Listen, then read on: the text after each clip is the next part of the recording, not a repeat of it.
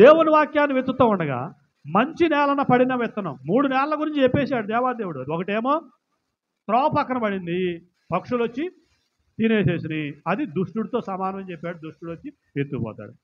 రెండవది రాతి నేలన పడిని, కోస్తంత 1 రోజు 2 రోజులు 3 రోజులు అది మొలిచింది, ఆ తర్వాత దానికి వేరు లోపల దిగడానికి అవకాశం లేదు కనుక అది మాడిపోయింది. అంటే దానికి కొన్ని విషయాలు చెప్పాడు. ఏమని? వేరు లేనందున, అంటే శ్రమ కలిగిన, హింస కలిగిన, కష్టాలు వచ్చినా, నష్టాలు వచ్చినా, ఇబ్బందికరమైన పరిస్థితులు వచ్చినా అటువంటి వారు దేవుణ్ణి విడిచిపెట్టి వెళ్ళిపోతారు. హెచ్చరించినా విడిచిపెట్టి వెళ్ళిపోతారు. అలాంటి భయంకరమైన పరిస్థితి ఈ రాతి నేలన. ముండ్ల పొదల్లో విత్తబడిన విత్తనం, ఐహిక విచారాలు, ధన మోసం అని యేసుప్రభు అని చెప్పేసేశారు. కానీ మంచి నేల గురించినటువంటి వివరం చెప్పాల. అది మనకు ఇక ఎన్ని రకాలుగా దాన్ని వివరించుకోవాలో పరిశుద్ధాత్మ దేవాది దేవుడు ఆ సహాయాన్ని అందించాడు. దేవునికి స్తోత్రం, దేవునికి స్తోత్రం. ఇప్పుడు మంచి నేలగా ఒక ప్రదేశాన్ని మనం చేయాలి అంటే దాన్ని మొట్టమొదట దున్నాలి, అనగా బద్దలు కొట్టాలి, బద్దలు కొట్టాలి. ఎన్నిసార్లు దున్నుతాం? ఇప్పుడు వరేయాలంటే 2 సార్లు కంపల్సరిగా దున్నాలి.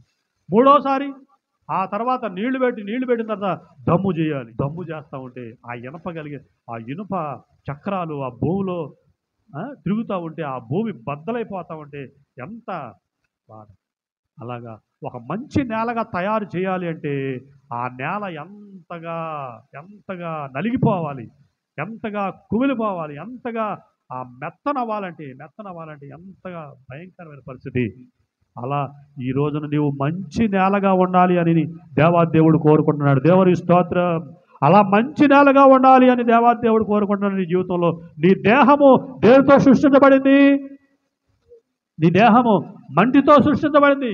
ఈ మట్టితో చేయబడినటువంటి ఈ దేహము మంచి నేలగా, మంచి మట్టిగా, విత్తనం వేయగలిగిన ప్రదేశంగా, విత్తనం వేయగలిగిన నేలగా, మంచి నేలగా మార్చబడాలి అని అంటే, అనగా నీ హృదయము, నీ దేహంలో ఉన్న హృదయము, నీ దేహంలో ఉన్నటువంటి స్థితిగతులన్నీ కూడా నీ దేహం అంతా ఏమవ్వాలి? ఇప్పుడు నలగొట్టబడాలి, దున్నబడాలి, బద్దలు చేయబడాలి. అలాంటి స్థితిలో అప్పుడు దేవుని వాక్యాన్ని విత్తితే అది మంచి నేలన పడినటువంటి విత్తనం. ఆ మంచి నేలన పడిన విత్తనం, మంచి నేలలో కూడా మళ్ళా 3 కేటగిరీలు ఉన్నాయని దేవాది దేవుడు యేసు ప్రభు వారు చెప్పి ఉన్నారు. దేవునికి స్తోత్రం. అసలు మంచి నేల అంటేనే భయంకరమైన పరిస్థితితో తయారు చేయబడింది, దున్నబడింది, బద్దలు కొట్టబడింది, నలగొట్టబడింది, దమ్ము చేయబడింది. అలాంటి వేదనకరమైన పరిస్థితులు కూడా తయారు చేయబడి చక్కగా మనం అప్పుడప్పుడు ఉడుకులకి చూస్తూ ఉంటాం.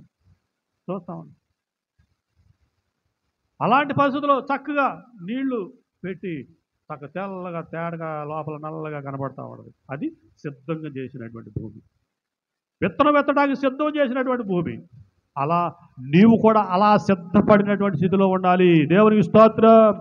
అలా నీ దేహం అనే నేల మంటితో చేయబడిన నీ దేహము అలా నువ్వు సిద్ధపరచుకుంటే, ఆ సిద్ధపరచుకున్నటువంటి దేహములో వాక్యాన్ని విత్తుతూ ఉంటే, ఆ విత్తబడిన వాక్యము నీ హృదయంలోనికి వెళ్ళి చాలా నీ దేహము అలాగా మార్చబడకపోతే, మంచి నేలగా మార్చబడకపోతే, ఆ దేహములో ఉన్న హృదయంలోనికి ఆ విత్తబడిన వాక్యము వెళ్ళకపోతే, ఆ హృదయము లోక సంబంధమైన హృదయం అయితే, ఆ హృదయము పాప సంబంధమైన హృదయం అయితే, ఆ హృదయములో దేవునికి విరోధమైనటువంటి స్వభావాలుంటే ఏమాత్రం కూడా ఫలించేదిగా ఉండదు. కనుక నీ దేహము నలగొట్టబడాలి.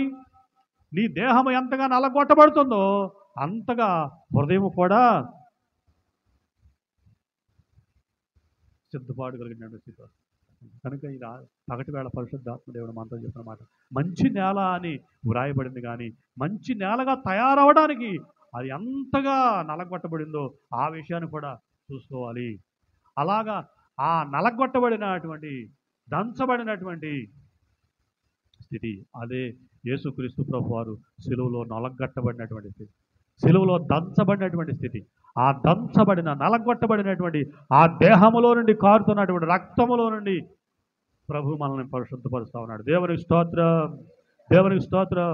మన దేహాన్ని రక్షించడానికి ఆయన దేహాన్ని పణంగా పెట్టేసేసాడు.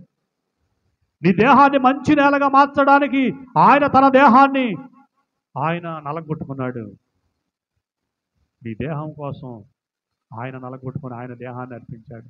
కనుక నీవు నీ హృదయాన్ని దేవునికి అర్పించి విన్న వాక్యాన్ని హృదయంలో చేర్చుకొని వాక్య ప్రకారంగా జీవించేటువంటి స్థితి ఉంటే అందులో కూడా మళ్ళా 3 కేటగిరీల 30 అంతలు 60 అంతలు 100 అంతలుగా ఆ ఫలవంతమైన జీవితాలు కలిగి జీవిస్తున్న నీ జీవితంలో 30 అంతల్లో ఉన్నావా? కొంచెం స్టెప్ పెరగాలి, 60 అంతల్లోకి రావాలి, 60 అంతల నుంచి 100 అంతల్లోకి రావాలి. కానీ దిగజారిపోయే స్థితిలో ఉండకూడదు. దేవుని సన్నిధికి వచ్చిన తర్వాత దిగజారిపోతే కర్ర గడ్డి కొయ్యి కాలు స్థితిలోకి వెళ్ళిపోతావు. అవి కాలిపోవటమే కానీ ఏమాత్రం కూడా ఉపయోగం ఉండదు. కనుక నీవు రక్షింపబడాలని, నీవు పరలోక రాజ్యానికి వారసుడు అవ్వాలని, నీ కుటుంబం అంతాలాగా వారసత్వాన్ని కలిగి జీవించాలని దేవాది దేవుని కోరిక ఉంది. కనుకనే ఆయన నీ దేహము నిమిత్తము ఆయన దేహాన్ని నలగొట్టుకున్నాడు. దేవుని స్తోత్రం. నీ దేహం నలగొట్టబడితే హృదయం మెత్తనైపోద్ది. హృదయం ఎంత మెత్తనవద్దో అంతగా కళ్ళలో నుండి కన్నీరు వస్తుంది, అంతగా ప్రార్థన భక్తి ఆటోమేటిక్గా పెంపొందింప చేసుకోవడానికి అవకాశం ఉంటుంది. దేవునికి స్తోత్రం, దేవునికి స్తోత్రం. కనుక మంచి నేల అనే దానికి వచ్చేప్పటికి అంత అర్థం ఉంది. కనుక నువ్వు మంచి నేలగా ఉండడానికి ఇష్టపడుతున్నావా? విత్తబడిన వాక్యము మంచి నేలలో పడిన విత్తనంగా ఉందా అంటే నువ్వు మంచి నేలగా సిద్ధపడుతున్నావా? అనగా నీ దేహాన్ని నలగొట్టుకుంటున్నావా? నీ దేహాన్ని దేవుని పాదాల దగ్గర మోకరింపజేస్తున్నావా? అలాగా మనం నలగొట్టబడటం అంటే మోకరిల్లి దేవుని పాదాల దగ్గర కన్నీరుగా వచ్చి ప్రార్థన చేసేటువంటి స్థితి విధానం నేర్చుకుంటే ఆటోమేటిక్గా మన జీవితంలో మెత్తన హృదయం కన్నీటి ప్రార్థన వచ్చేస్తే ఆటోమేటిక్గా అదే సిద్ధపరచుకునేటువంటి విధానం, మంచి నేలనుగా సిద్ధపరచుకునేటువంటి విధానం. అలా మంచి నేలగా సిద్ధపరచుకునేటువంటి స్థితిలో ఆ హృదయంలోకి దేవుని వాక్యం వెళితే నూరంతలుగా ఫలించడానికి దేవుడు కృప చూపిస్తాడు. దేవునికి స్తోత్రం, దేవునికి స్తోత్రం. కనుక అటువంటి ఆత్మ సంబంధమైన స్థితిలో మనం అందరం ఎదిగి వర్ధిల్లాలని పరిశుద్ధాత్మ దేవుని యొక్క ఉద్దేశం. అటువంటి స్థితి ప్రభు మనకందరికీ అనుగ్రహించునుగాక. ఆత్మ సంబంధమైన స్థితిని అనుగ్రహించునుగాక. మంచి నేలగా ప్రతి ఒక్కరి హృదయాన్ని దేవుడు సిద్ధపరచునుగాక. మంచి నేలగా ప్రతి దేహాన్ని దేవుడు సిద్ధపరచునుగాక. అటు స్థితి మనం అందరం కలిగి ఉండాలని పరిశుద్ధాత్మ దేవుడు ఈ మాటలు తెలియజేస్తుండగా ఈ మాటలు విన్న మన జీవితంలో ఫలభరితమైనటువంటి స్థితిని మనం కలిగి జీవించాలని ప్రభు కోరుకుంటున్నాడు. ప్రభు ఈ మాటలు దీవించునుగాక.